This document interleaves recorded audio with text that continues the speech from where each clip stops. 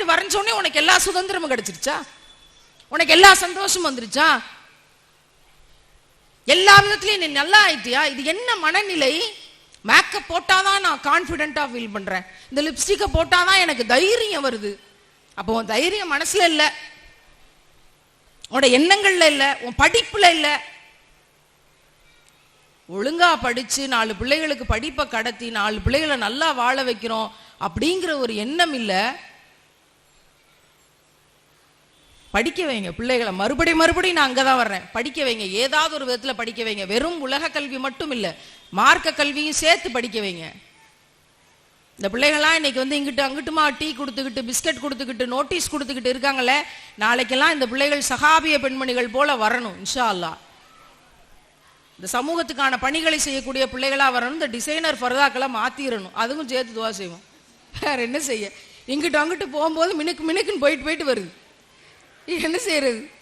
அம்மாக்களும் விவரம் விளங்க மாட்டேது. பிள்ளைக்கு ஏதோ போட்டு அழகு பார்க்கறதா நினைச்சு இதெல்லாம் வாங்கி தர்றாங்க. ஐயோ, இந்த இடத்துல இஸ்லாம் உடையுதே அப்படிங்கிறது யாருக்கும் விளங்கல. என் பிள்ளைக்கு ஃப்ரில் வச்ச ஃபர்தா வாங்கி கொடுத்தேன், என் பிள்ளைக்கு எலாஸ்டிக் ஃபர்தா வாங்கி கொடுத்தேன். அதுதான் இப்ப ட்ரெண்டிங் ஆம்ல. அப்படியே பேசிக்கிறாளுங்க. ஆன்லைன்ல ஆர்டர் போட்டு அவளே வாங்கிட்டா, நானும் காசு கொடுத்துட்டேன். அங்க வெளிநாட்டுல அப்பா கஞ்சிக்கு வழி இல்லாம, காய்ச்சல் இருந்தாலும் கஞ்சி வச்சு கொடுக்க ஆள் இல்லாம அங்க இங்கேயாவது பாலைவனத்துல கிடப்பாரு. இங்க எல்லாம் பரபரப்பா. நான் என்ன சொல்றேன், இந்த காணொலியின் வழியாக ஆண்களுக்கு சொல்றேன், இனிமே யாரும் வெளிநாட்டுக்கு போகாதீங்க. கூழோ கஞ்சியோ இங்க மனைவி மக்களோட குடிச்சிட்டு நல்லபடியா இங்க இருந்து பிள்ளைகளை பாதுகாப்பா பாத்துக்கிறங்க. அப்படியான தகப்பன் பக்கத்துல இருந்து பொழிச்சுன்னு 2 வச்சா இவங்க மேக்கப் படிக்க போக மாட்டாங்க. அந்த மாதிரியான தலைமை வீட்டுல இல்ல பாத்தீங்களா? அதனாலதான் இந்த வேலை நடக்குது. நல்ல தலைமைகள் வீட்டுக்கு வரட்டும், நல்ல பொறுப்புள்ள தகப்பன்மார்கள் வீட்டுக்கு வரட்டும், நல்ல தலைவர்கள் நாட்டுக்கு வரட்டும், துவா செய்யுங்க. இப்ப எங்களுக்கெல்லாம் மிரட்டல் வருதுன்னா, எங்களுக்குன்னு ஒரு தலைவர் இருக்காங்க அப்படின்னா, ஐயா தலைவரே இந்த மாதிரி சொல்றாங்க உடனே என்னன்னு கவனிங்க அப்படின்னா, ரசூலுல்லாவுக்கு அசிஸ்டன்ட் மாதிரி இருந்து வேலை செஞ்சாங்கன்னா எங்களுக்கு ஒன்றும் பிரச்சனை இல்லைல்ல. என்ன யார்கிட்ட சொல்றது? உங்கள்கிட்ட தான் புலம்ப முடியும். வேற நாதி கிடையாது எங்களுக்கு. ஒரு பெண்ணாக இருந்து கொண்டு யார்கிட்டையும் போய் நம்பி யார்கிட்டையும் எதையும் பேசுற நிலைமையிலும் நாடு கிடையாது. எவனையும் நம்ப முடியல. என்ன அல்லாவே பாதுகாப்பு, ரசூலுல்லாவுக்காகவே இந்த பணியை நாங்க செய்யறோம் அப்படிங்கிற வைராக்கியத்துல தான் ஒப்படைச்சிட்டோம், சரண்டர் பண்ணிட்டோம். ஆண்டவனை மீறியா நடக்க போகுது. எதுவா இருந்தாலும் இந்த மரத்துல இருக்க இலை உதிர்றது கூட ஆண்டவனுக்கு தெரியாம உதிராதான். பிறகு என்ன எம்மாத்திரம் மனிதர்கள் இந்த உருட்டு மிரட்டெல்லாம். அன்புமகள் அனிதான் ஒரு பிள்ளை நீட் எக்ஸாம் வரும்போது இந்த எக்ஸாம்ல பாஸ் பண்ண முடியல அப்படின்னு சூசைட் பண்ணி செத்து போயிட்டான். அந்த பிள்ளையை நான் முன்ன பின்ன பார்த்தது கிடையாது. ஆனா அந்த பிள்ளையோட பாடியை போட்டு தலையில தண்ணி ஊத்தி சீப்பு வச்சு சீவி பின்றி ஏதோ பிள்ளைக்கு ஸ்கூலுக்கு அனுப்புற மாதிரி அந்த காட்சியை பார்த்துட்டு தான் நான் உடைஞ்சேன். காரில் போயிட்டு இருக்கேன், அந்த வீடியோவை பார்க்குறேன். குனிஞ்சபடி எவ்வளவு நேரம் அழுதேன்னு இப்பயும் எனக்கு தெரியல. அவ்வளோ நீளமான அழுகை. என்னால் அந்த காட்சியை தாங்கவே முடியல. தண்ணியை ஊற்றும் போது ஐயோ இந்த பிள்ளையோட கனவையும் சேர்த்து தண்ணியை ஊற்றி அழிக்க பார்க்குறீங்களேடா அப்படிங்கிறது தான் என்னோட மைண்ட் வாய்ஸு.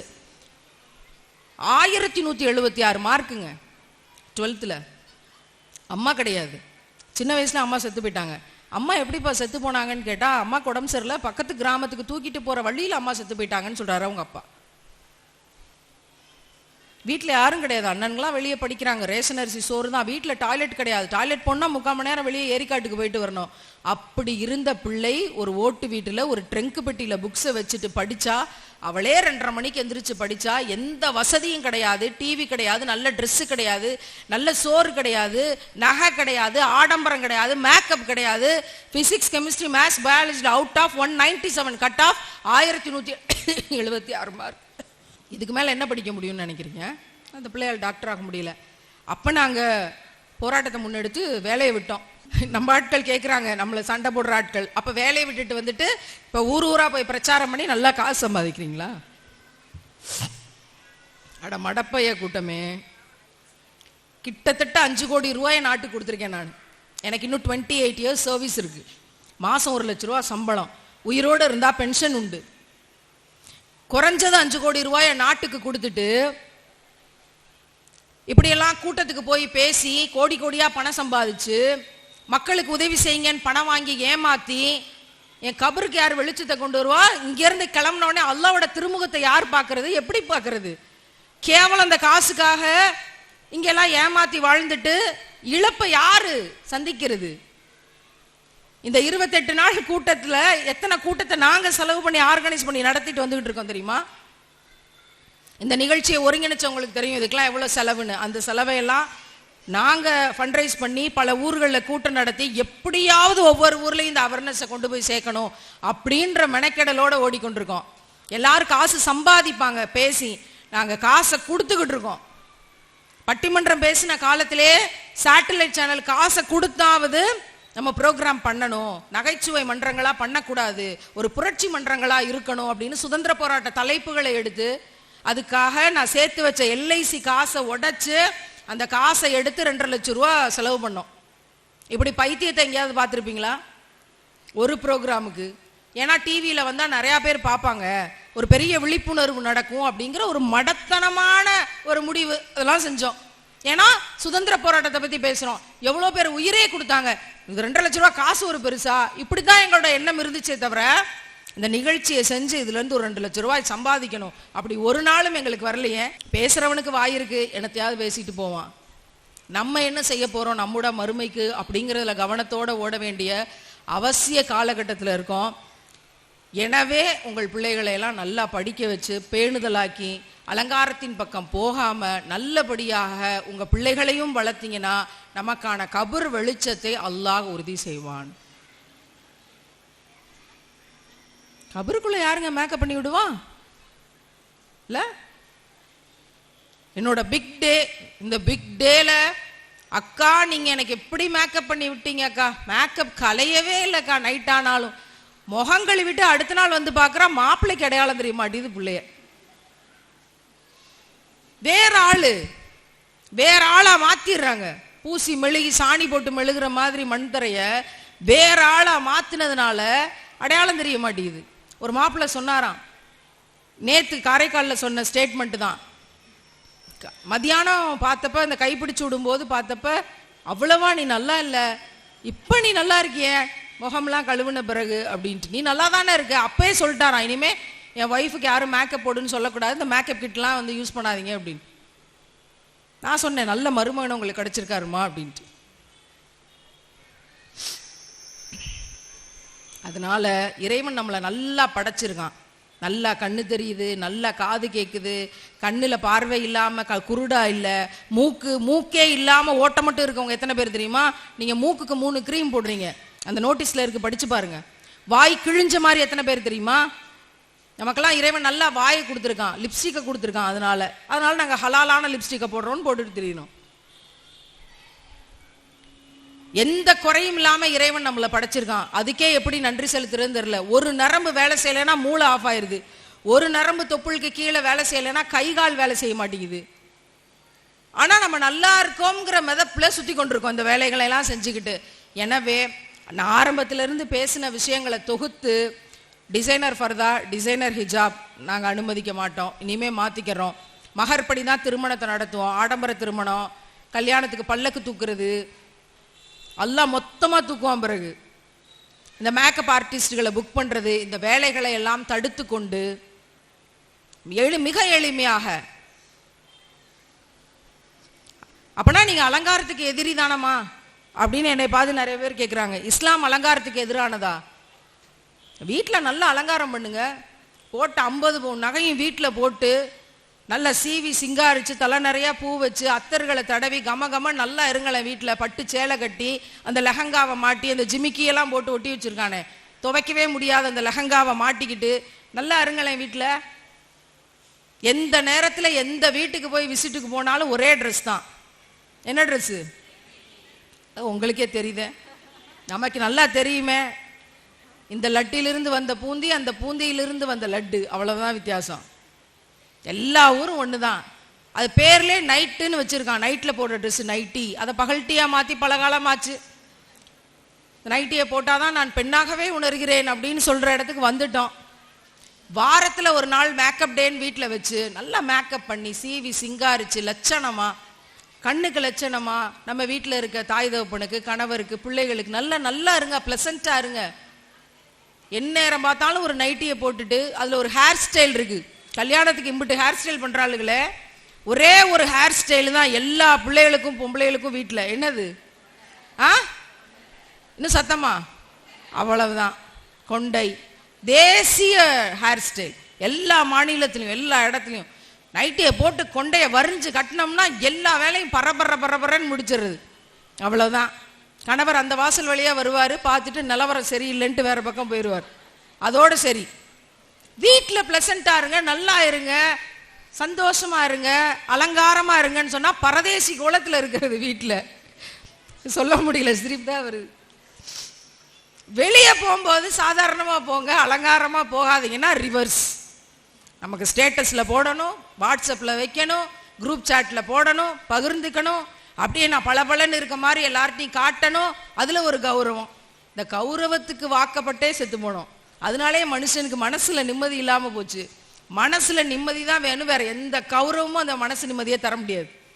எனவே இஸ்லாம் மனசுல இருக்க நிம்மதிக்கான எல்லா வழிகளையும் தந்திருக்கு. இந்த கையில கொடுத்த நோட்டீஸை எல்லாருக்கும் ஜெராக்ஸ் போட்டு சிறப்பா கொடுங்க. மற்றபடி கதையை பூரா சொல்லிட்டேன், நான் எந்த பேரையும் சொல்லல. சீர்திருத்த பணியை செய்ய வேண்டியது நீங்க தான்.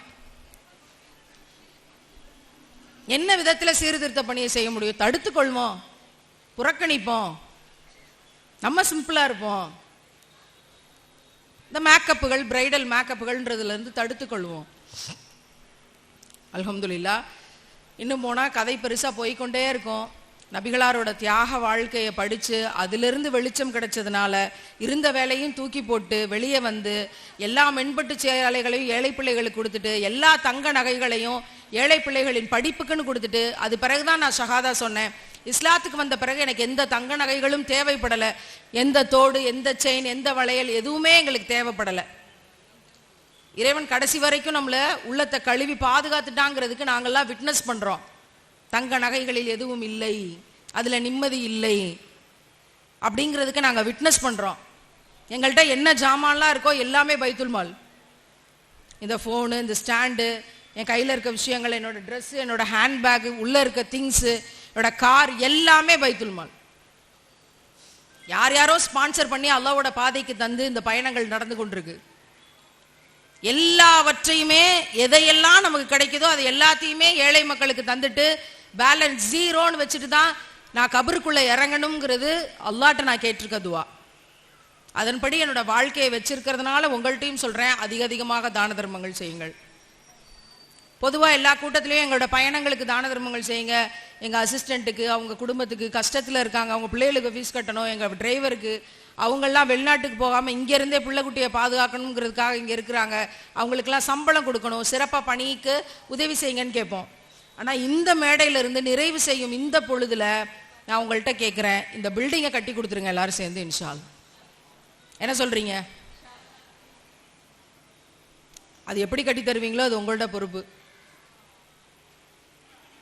மகரை உடைச்ச பரிகாரத்துக்கு ஒரு ஒட்டியானத்தை தருகிறேன்னு சொன்னாலும் அது உங்களோட சந்தோஷம், விசாலப்பட்ட உள்ளம். இல்ல பட்டு குஞ்சம் வச்சிருக்காங்க தங்கத்துல சடைக்கி வைக்கிற குஞ்சம்லாம் நான் இங்கதாங்க பார்த்துருக்கேன். அதே மாதிரி ஒரு வளையல் மாதிரி ஒன்று போட்டு 5 மோதிரத்தை போட்டு அதுக்கு பைபாஸ்ல செயின் கொடுத்த நகையெல்லாம் இங்கே தான் பார்த்தேன். எங்கேயுமே நான் பார்த்ததில்லை இது வரைக்கும். அதுக்கு என்ன பேர்? என்ன அதுக்கு பேரு? என்னது? கை பாடமா? கைப்பட்டி, கை பாடமா? அல்லாஹ் கபூர்ல கைய பாடமாக்காம பார்க்கணும். என்னென்ன அநியாயம், என்னென்ன நகை, என்னென்ன. ஏன் அது வளையல தனியா போட்டு 5 மோதிரத்தை போட்டா என்ன? அதுக்கு என்ன நடுவுல பைபாஸ் செயின் விடுறது? அதுக்கு ஒருத்தவங்க சொல்றாங்க, வளையல் இங்க போட்டோமா, மோதிரம் இங்க போட்டோமா, நடுவுல இருக்க இந்த ஏரியா கேப் விடுது பாத்தீங்களா, அதனால அதுக்கு செயின் போட்டிருக்கோம். அடாடாடாடாடா, நீங்க என்ன அமல்கள் செய்யறீங்களோ அதாங்க கபருக்கு கொண்டு போக முடியும். ஒரு அம்மா வைரத்தோடு போட்டிருந்தாங்க, ஜனாசா தோட கழட்டி பார்த்தாங்க, கழட்ட முடியல, கத்திரிக்கோளை வச்சு காதை வெட்டி தோட எடுத்துட்டு தான் அடக்குனாங்க. அவ்வளவுதான். எங்க அம்மா அப்படின்னு யாராவது நினைச்சாங்களா? அந்த பிள்ளைகள் ஐயோ அம்மாவோட காதை வெட்டுறமே யாராவது நினைச்சாங்களா? வைரத்தோட தான் நினைச்சாங்க. அவ்வளவுதான். இந்த நகைக்கெல்லாம் மரியாதை.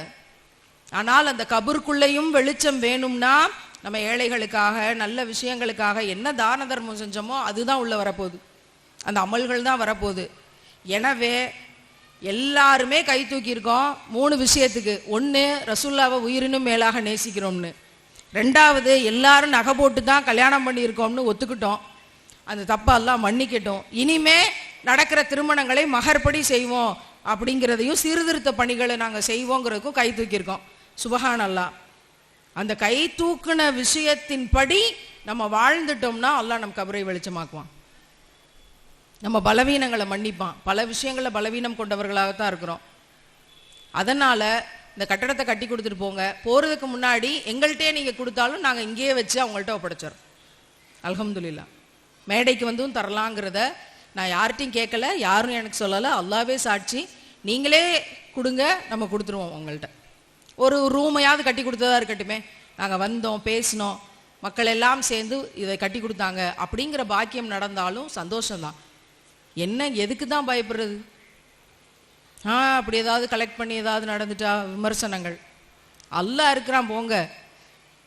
அதனால எல்லாரும் சேர்ந்து சிறப்பா ஒரு பில்டிங்கை கட்டி கொடுப்போம் அப்படிங்கிறது என்னுடைய கோரிக்கை. அதுக்கு முதல் கட்டமா என்னோட பர்ஸில் என்ன இருக்கோ அதை நான் எடுத்து தந்துடுறேன்.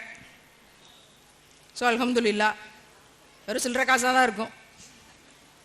ஸோ என்னோட பர்ஸில் என்ன இருக்கோ, ரொம்ப சிறு தொகையாக இருக்கலாம், ஆனால் இதை அல்லாஹ் பொருந்தி கொள்வான். ஏன்னா இது பல ஊரில் பல மக்கள் பல விஷயங்கள் இந்த பயணங்களுக்காக தந்தது அல்ஹம்துலில்லாஹ். அதனால இதை என்னோட சில்லற காசையும் சேர்த்து இந்த பர்ஸில் இருக்க விஷயங்களை எடுத்து நான் அல்லாவுக்காக இந்த கட்டடம் கட்டும் பணிக்காக இங்கே முன்வைக்கிறேன். ஏதாவது பேக் ஏதாவது இருந்தால் வைங்கம்மா.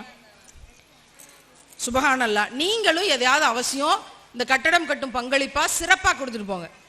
ஏன்ட்டெல்லாம் ஒட்டியான இருந்தால் நான் தந்துடுவேன். அதனால் என்னுடைய தங்க நகைகளைனா ஏழை பிள்ளைகளின் படிப்புக்கு நான் தந்துட்டேன் அல்ஹம்துலில்லாஹ். அதனால இந்த தொகையை அல்லாவுக்காக நான் தர்றேன். அல்லாஹ் கருணை மிக்கவன், சிறப்பாக பரக்கத் செஞ்சு இந்த கட்டடங்கள் கட்டப்பட்டு இது ஹையர் செகண்டரி ஸ்கூல் ஆகி, காலேஜ் ஆகி, பெரிய இன்ஸ்டிடியூஷன் ஆகி, பெரிய யூனிவர்சிட்டி ஆகி, கியாமத் நாள் வரைக்கும் கல்வி பணி ஆற்றக்கூடிய ரசூலின் உம்மத்துக்களுக்கு பணி செய்யக்கூடிய ஒரு நிறுவனமா வளரட்டும்னு துவா செஞ்சுட்டு போறேன்.